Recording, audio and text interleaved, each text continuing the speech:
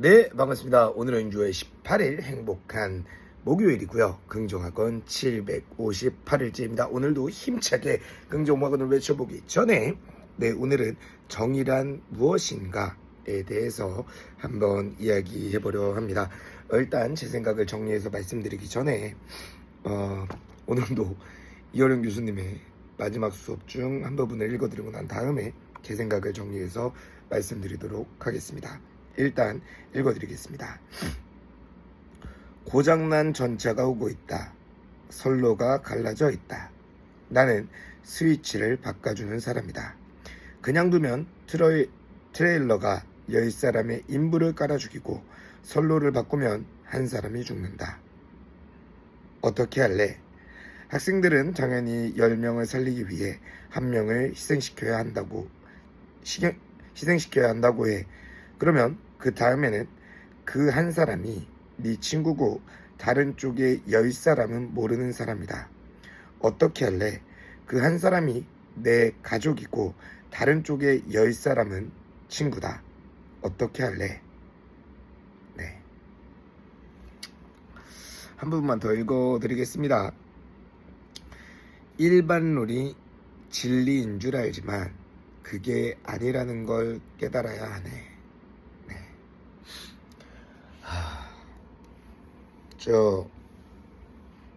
이 글을 읽고 또 생각이 굉장히 많아졌고, 정의란 무엇인가 라는 책을 주문을 했습니다.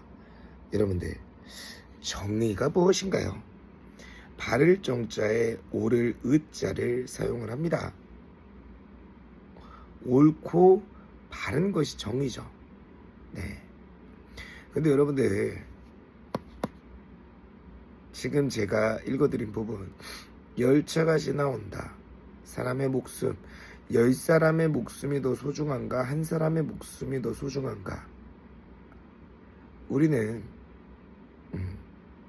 보통 한 사람이 희생하는 게 일반론이고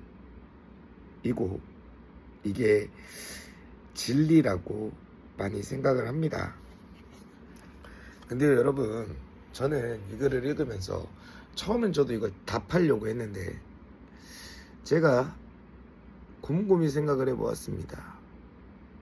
목숨은 정의할 수 없다는 게 저의 결론입니다.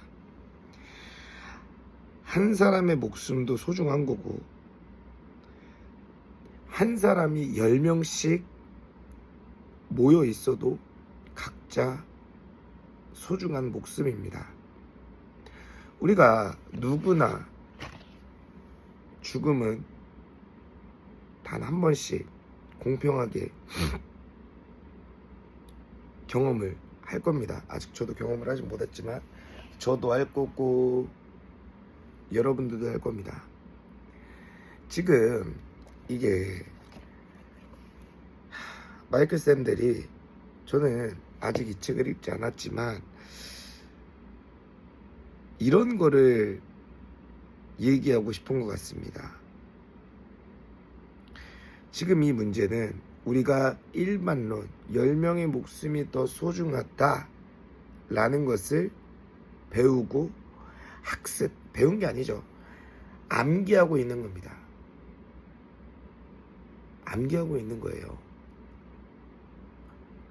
근데 저는 이거를 딱 보면서 어떤 생각을 했냐면, 이거는 그냥 상황일 뿐이에요. 정답이 없어요. 10명의 목숨도 소중하고 1명의 목숨도 소중합니다. 이게 우리 인생이랑 비슷한 것 같아요. 어떠한 사건이 다가와서 반드시 우리는 선택을 해야 합니다. 한 사람을 선택을 할 것인지 10사람을 선택을 할 것인지에 대한 문제지, 내가 이것이 옳고 그름을 따질 수 없는 문제입니다. 왜냐하면 각자의 목숨은 굉장히 소중하기 때문에, 어떻게 10사람을 살려야지 그 한 사람이 너에게 중요한 의미를 갖는다고 열 사람을 희생을 시키니? 라고 저는 이야기할 수 없다고 생각을 합니다. 어떤 선택을 했든 그 사람의 선택이 그 상황에, 자신의 상황에 맞춰서 선택을 한 거기 때문에 이것을 비난할 수는 없다고 생각을 합니다. 여러분들, 우리 보통 그런 것 같아요. 우리가 어떤 선택을 할 때 이건 옳은지 저건 그른지 이건 잘한 건지 못한 건지를 고민하다가 선택을 늦추는 경우가 있고 선택을 포기하는 경우가 있습니다. 참. 근데 여러분들, 어쩔 수 없어요. 우리는 항상 선택을 해야 합니다. 그런 말 있잖아요. 인생은 B와 D 사이의 C이다. 벌스와 네스 사이의 초이스. 선택을 해야 해요.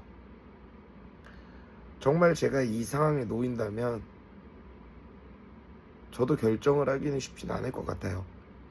하지만 결정해야 합니다. 이건 옳고 그름, 정의의 문제가 아닙니다. 우리 인생도 마찬가지예요. 어떠한 사건이 다가와요. 오른쪽을 선택을 했을 때는 나한테 10가지의 이익이 있고, 이 반대편을 선택을 하면 한 가지의 이득이 있어요. 우리는 선택을 해야 합니다. 그리고 그 선택에 대해서 우리는 책임을 지면 돼요. 이게 10명을 왜 희생시켰냐? 너 잘못된 거다. 넌 정의롭지 못했다.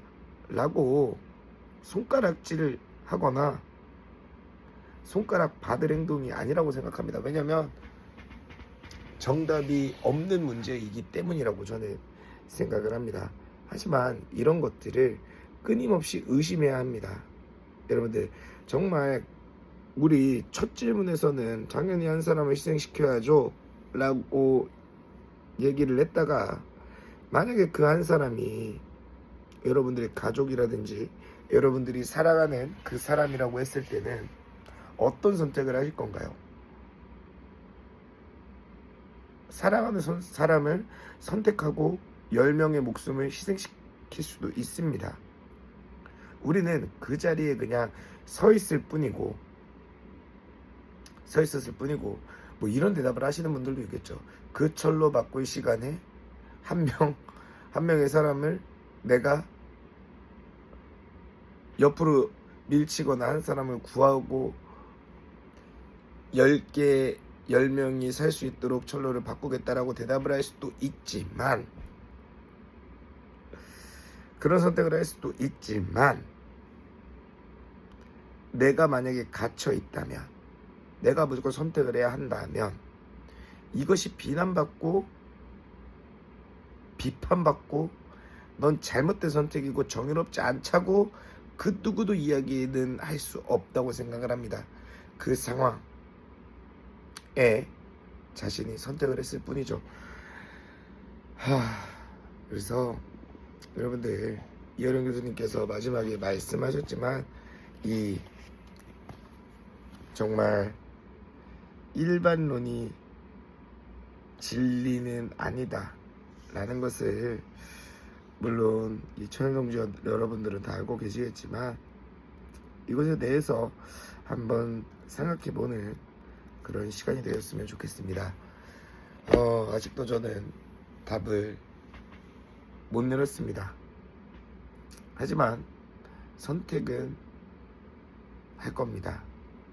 여러분들, 우리 앞에 인생에 나타나는 수많은 사건들, 고민되는 일들을 빠르게 선택하고 그 결과를 우리가 잘 받아들이고 내가 잘못된 선택을 했으면 그거에 대해서 내가 그 선택에 대해서 후회하고 좌절하는 게 아닌, 다음에 이 유사한 경험을 했을 때, 이런 상황이 왔을 때 내가 더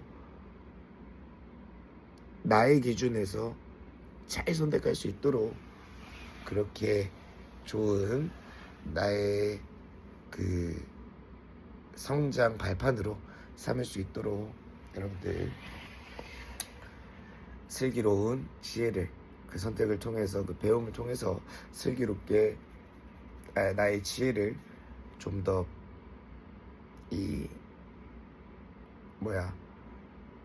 지혜를 더 단단하게 하고 나의 사유의 시선을 높이는 그런 초등부 여러분들이 되셨으면 좋겠습니다. 그럼 오늘도 힘차게 긍정마구를 외쳐 보겠습니다. 하나 오직 가사분이 체육관 독서하지면 사색을 통해 함께 성장하며 함께 운영하며 함께 발전시키는 40명의 동료이자 각자 이 체육관의 주인이 되는 40명의 동료들과 함께하는 파라이스타 순전의 리더 박찬욱이 됐다. 둘 다에게 승리한 프로 MMA 파이터가 됐다. 셋. 나는 씀이라는 어플에 매일 2개의 글을 올렸다. 넷. 나는 한 달에 2권 이상의 독서를 완독했다. 5. 나는 매일 이렇게 말하는 연습을 통해 내 안에 말하는 역량을 계속해서 쌓아 나갔고 결국 구명한 대표님과 같은 세상의 선한 영향력을 널리 퍼뜨리는 박찬욱이라는 강연자가 됐다. 네, 졸동지 여러분, 오늘도 소중한 순간 저희 영상을 시청해주셔서 진심으로 감사드리고요. 우리 내일 또 행복한 얼굴로 오늘보다 조금 성장한 모습으로 우리 내일 또 만나도록 하겠습니다. 그럼 안녕.